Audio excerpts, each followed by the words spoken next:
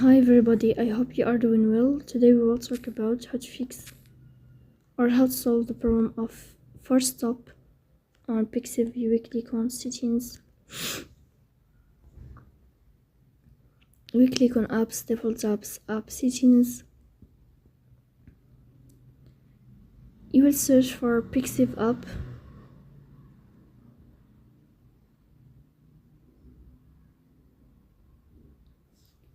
You will click on Forcestop and you will click OK.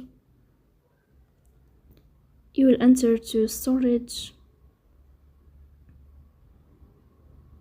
You will click on clear cache. In the end, you will turn off your phone and you will restart your phone again to fix that problem. So please don't forget to support us by like and subscribe.